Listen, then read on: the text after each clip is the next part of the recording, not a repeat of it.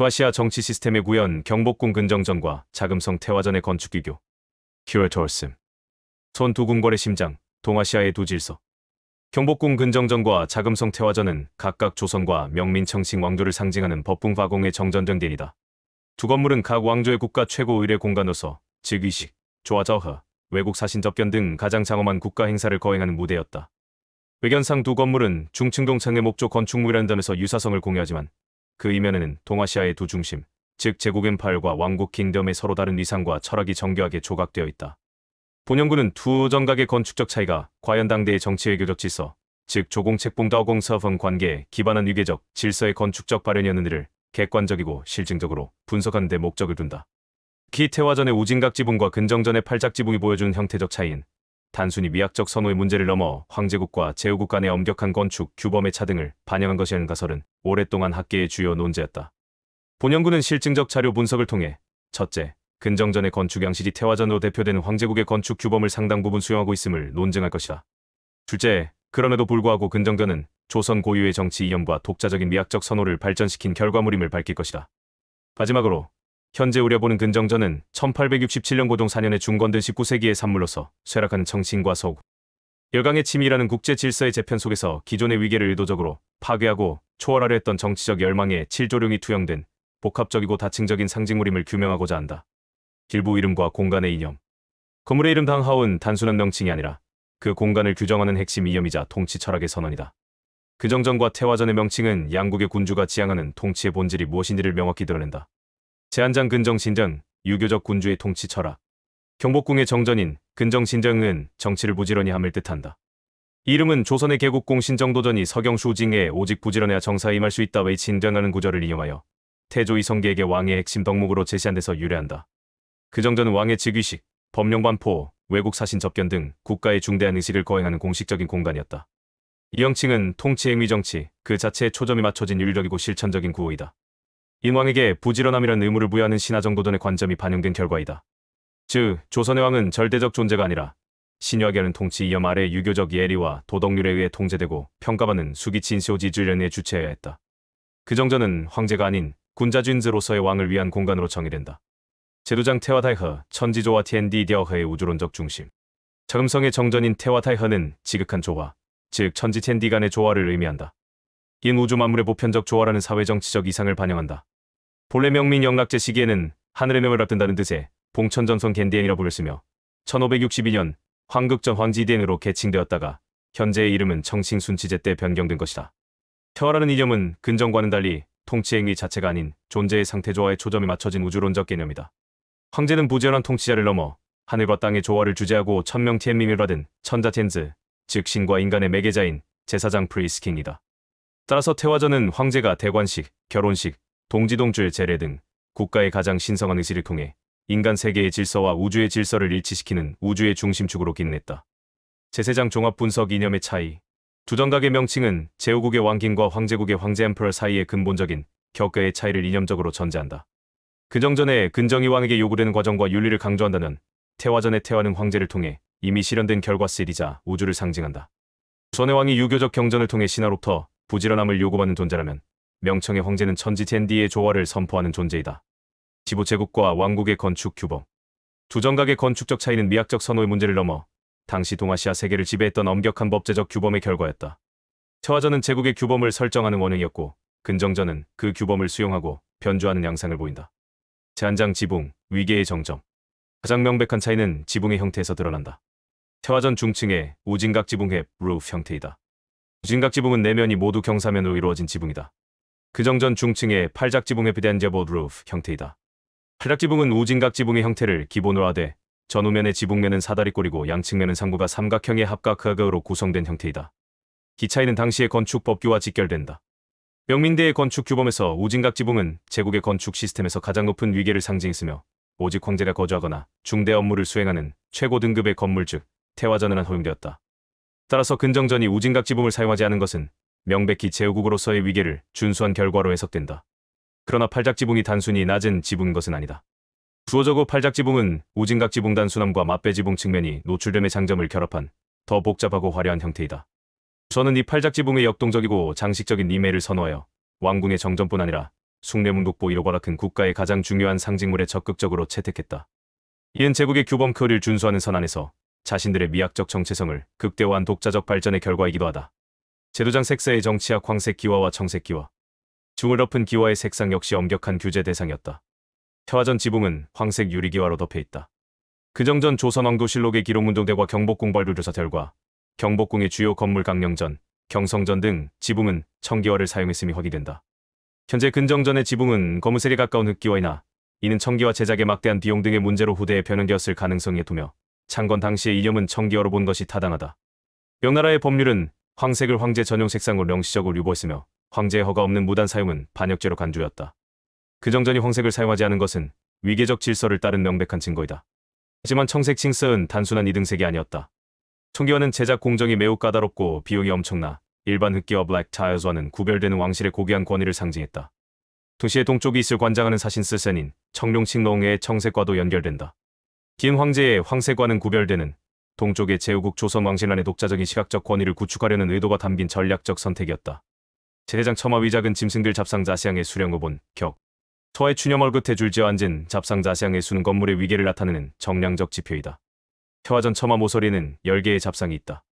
긴 현존하는 중국 고대 건축물 중 유일하며 가장 높은 등급을 의미한다. 스인세렌을 제외하고 9개로 보기도 하나 총 숫자는 10개이다. 근정전 경복궁 근정전에는 7개의 잡상이 있다. 저상의 수는 건물의 위계와 격에 따라 엄격하게 차등 적용되었다. 태화전 10개, 숭례문 9개, 근정전 7개, 일반 궁궐 건물 5개 순서가 명확히 존재하며 이는 두 건물 간의 위계가 당시 건축 규범상 명확심을 보여주는 강력하고 객관적인 증거이다. 제장 규범의 법제적 근거 대명회전 다밍호이덴. 이러한 건축적 위계는 어디에 근거한 것인가? 대명회전 다밍호이덴은 명나라의 모든 행정법규와 제도를 집대성한 종합행정법전이다. 여기에는 의뢰 1위를 관장하는 예부리부와 건축 및 공사를 관장하는 공부공부의 제도와 행정이 상세히 포함되어 있다. 황색 기와 사용을 금지한 법과 조공국의 의뢰를 엄격히 규정한 당시의 시스템을 고려할 때 지붕의 형태, 기와의 색, 잡상의 수와 같은 건축적 위계는 대명회전과 같은 성문법이나 관습법적, 영조법식인가 밭을 통해 명확히 규제되었을 것이다. 저는 이러한 규범을 굴종이나 비굴의 차원이 아니라 신유와 그 국가 이념으로 삼은 문명국으로서 동아시아 국제 질서에 참여하는 외교적, 의례적 책무리로 수용했다. 승부 권력의 가시적 현현. 1부와 2부에서 분석한 이념과 규범의 차이는 두 건물이 발산한 압도적인 물리적 규모와 구조의 차이로 귀결된다. 제한장 규모와 비례칸지엔 구성과 제국의 수수로 상징. 태화전 정면 11칸 베이스, 측면 5칸의 거대한 규모이다. 전체 너비는 약 64m, 깊이는 약 37m이며 기단을 포함한 전체 높이는 약 35m에서 37m에 이른다. 건축 면적은 약 2377제곱미터로 중국에 현존하는 가장 큰 목조 건축물이다. 근정전 정면 5칸, 측면 5칸의 규모이다. 전체 너비는 약 30m, 폭은 약 21m이며 기단을 포함한 전체 높이는 약 25m에 이른다. 건축 면적은 약 1200제곱미터이다. 한반도의 궁궐 건축 중에서 가장 크다. 이 차이는 단순한 크기 사이즈의 문제가 아니라 수수의 상징성 문제와 직결된다. 태화전의 실제 어저가 위치한 내부 공간은 국한으로 구성되며 9와 5라는 숫자는 전통적으로 황제의 위엄 메제스티와 상징적으로 연결된다. 이른바 9오지존 제5오질존. 반면 근정전의 정면 억속한 광은 제후국의 위기에 낮춘 것이며 황제의 9에 5 상징을 감히 사용할 수 없었음을 명백히 보여준다. 제도장 신성한 기단. 건물의 기단지단 역시 위계를 명확히 드러낸다. 태화전 창호만 3층의 백색 대리석 기단 위에 세워져 있다. 근정전 2층의 화강암 월대 위에 세워져 있다. 여기서도 3층 황제 대 2층 왕이라는 명백한 위계적 차등이 발견된다. 또한 희고 화려한 백색 대리석을 사용한 태화전과 달리 근정전은 육중하고 단단한 질감의 화강암을 사용하여 재료면에서도 제국과 왕국의 물적 오다 차이를 드러낸다. 제세장 기단의 장식물 제국의 통치 비스. 왕국의 수호. 기단 위에 배치된 장식물들은 두 공간의 목적성이 어떻게 다른지 보여준다. 태화전 기단 위에는 당시 중국의 18개 성전을 상징하는 18개의 거대한 청동정딩, 황제의 영원한 통치와 장수를 상징하는 청동악과 거부, 그리고 황제의 공정한 정의와 통치권을 상징하는 해시계 일구이와 곡식 계량기자 아량가 배치되어 있다. 근정전 월대 위에 다의 석조 난간 기둥머리 법수에는 3종류의 석상 실생이 배치되어 있다. 1.4신상 스센상 동청룡, 서백호, 남주작, 북현무의 사방위를 수호하는 상징적 짐승. 2.12지 신상 셔얼줄 센상 12방위와 12시간을 수호하는 시간신 실젠션. 3. 서술레이쇼 기타 상서로운 동물들. 지장식물들의 상징성은 극명하게 대비된다. 태화전의 장식물은 제국 전체의 행정 18개, 띵과 황제의 통치권 능정에 공정을 상징하는 통치의 도구이다. 표면, 근정전의 장식물은 동서남북 사방과 20세 내내 왕의 신성한 공간으로 침입할 수 있는 사악한 기운시에 치를 막아내는 수호와 벽사의 상징이다. 즉, 태화전의 기단이 제국을 정예하고 통치한다면 근정전의 올대는 왕을 보호하고 방어한다. 사보왕좌의 내부 상징의 독자성과 변주. 1부에서 3부가 규범의 수용과 그에 따른 차 등을 다뤘다면 4부는 그 규범 안에서 발현된 조선의 독자성과 19세기에 나타난 저항성을 다룬다. 이는 제후국의 건축이 단순히 종속적이거나 비굴한 모방이 아니었음을 증명하는 핵심 근거이다. 제한장 왕의 자리 1호로 봉병을 위해 우펑핑이라는 조선의 우주 두 정각의 내분 왕좌를 중심으로 구성된다. 태화전 어자는 최고급 자단목을 만들었으며 전체가 용록 모티브로 장식되어 있다. 거자 주변은 6개의 거대한 금박 기둥과 천장부터 바닥까지 황금색 용 장식으로 뒤덮여 황제 그 자체가 용, 즉 권력의 화신임을 시각적으로 극대화한다. 그 정전 어자 뒤에는 어김없이 1호로 봉병을 위해 우펑핑이라는 병풍이 배치된다. 여기서 결정적인 차이가 발생한다. 1호로 봉병은 태화전을 비롯한 중국의 어떤 궁궐에도 발견되지 않는 오직 조선 왕실 고유의 상징물이다. 태화전의 황제가 용롱이란 초월적 존재로 표현된다면 근정전의 왕은 1호로 봉병이라는 그림 앞에 앉는다. 기병풍은 해왕, 다렁비, 그리고 5개의 봉우리 조선의 오하구예, 즉 조선의 강토를 의미한다. 즉 조선의 왕은 스스로 유익에 교바, 조선의 산천과 백성을 다스리고 그 덕대로 온 세상을 비추는 존재로 정의된다. 긴 위계 질서와는 무관하게 독자적으로 발전시킨 조선의 통치 철학을 명확히 보여준다. 제도장 천상의 중심 조자어징과 보게바오가에 왕의 머리 위 천장의 중심은 하늘과 소통하는 신성한 공간이다. 태화전 어자 바로 위 천장에는 정교하게 조각된 조정자어징이 있다. 그 중심에는 헌원경슈엔 유엔징이란 거대한 구슬보주이 매달려 있는데 이는 정통성 없는 찬탈자가 감히 어저에 앉으면 이 구슬이 떨어져 그를 죽인다는 전설을 담고 있다. 김 황제의 정통성을 상징하는 두려움의 장치이다. 근정전 어자 위에는 화려한 보게바오가에가 있다. 기복에는 작은 공포를 중첩해 짜맞추어 말락 천장, 그 자체로 정교한 건축물이다. 보게의 중심에는 한 쌍의 용수왕롱과 여의주가 조각되어 있다. 제세장 위계의 역설, 칠조룡 시도아롱. 여기서 기존의 위계적 종송, 가설을 정면으로 뒤집는 현존 근정전의 가장 중요하고 역설적인 상징이 등장한다. 전통적인 동아시아의 용롱의 위계에서 황제는 5조룡 무르아롱을, 제후국의 왕은 4조룡 스도아롱을 사용한 것이 불문율이었다. 태화전의 어자와 장식은 당연히 5조룡으로 가득 차 있다. 그런데 1867년 고종 4년 흥선대원군이 경복궁을 중건하면서 근정전의 천장 중앙어자 위의 보게가 아닌 천장 전체의 중심에는 2마리의 거대한 황룡 황롱이 구름 속을 나는데 그 발톱이 무려 7개인 7조룡을 조각해 매달았다. 7개의 발톱은 실수가 아니다. 이는 청나라 황제 5조룡보다 의도적으로 더 많은 발톱을 조각한 것이다. 기상징은 당시의 역사적 맥락 속에서 해석해야 한다. 1점 시점 1867년은 청칭이 2차례의 아편전쟁과 태평천국의 난으로 쇠락의 길을 걷고 있었고 서구 열강 프랑스 1866년 병인양이 조선을 직접적으로 침략하던 시기였다. 이전 목적 흥선대원군은 실추된 왕실의 권위를 높이고 외세에 맞서기 위해 경복궁 중건을 강행했다.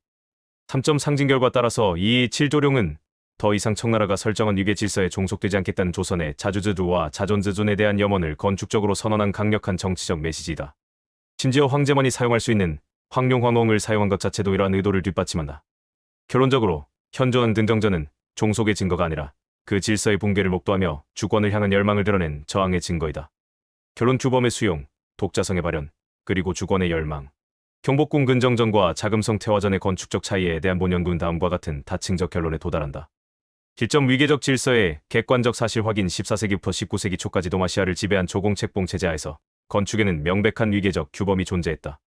태화전이 채택한 우진각 지붕, 황색기와 10개의 잡상, 3층 기란, 그리고 9회, 5의 숫자 상징은 황제에게만 허용된 규범이었다. 근정전이 이를 따르지 않은 것은 팔작지붕, 청기와 7개의 잡상, 2층 월대, 이 규범을 준수한 객관적 사실이다. 이점 비굴이 아닌 질서로서의 수용 그러나 이러한 규범의 수용을 비굴이나 일방적, 종속으로 해석하는 것은 단편적이다. 조선은 신유학과 예리를 근간으로 한 문명국으로서 당시의 보편적 국제 질서 거리를 적극적으로 수용하고 참여하는 외교적 스탠스를 취했으며 이는 건축에도 동일하게 적용되었다. 3점 독자적 미학과 철학의 발현 조선은 이 규범의 틀 안에서 만족하지 않았다. 팔작지붕의 미학적 완성, 청기와 칭화의 독자적 상징성, 그리고 무엇보다 1호로 봉경을 위해 우펑핑이라는 고유의 정치 이념을 건축적으로 구현하며 확고한 문화적 독자성을 확립했다. 4점 최종 결론 복합성에 의해 현존하는 근정전 1867년 중건은 단순한 종속적 건축물이 아니다. 그것은 일동아시아의 보편적 위계 질서를 수용했던 역사적 기록이자 이 조선 고유의 미학과 철학을 담아낸 문화적 산물이며 39세기 말 제국주의의 파도 속에서 그 위계를 깨고 자주주도를 선언하려 했던 정치적 선언문이다. 결국 근정전과 태화전의 차이는 우월과 열 등의 문제가 아니라 제국의 보편성과 왕국의 독자성이 수백 년간 동아시아의 시공간 속에서 나눈 치열하고도 정교한 건축적 대화의 최종 결과물이다.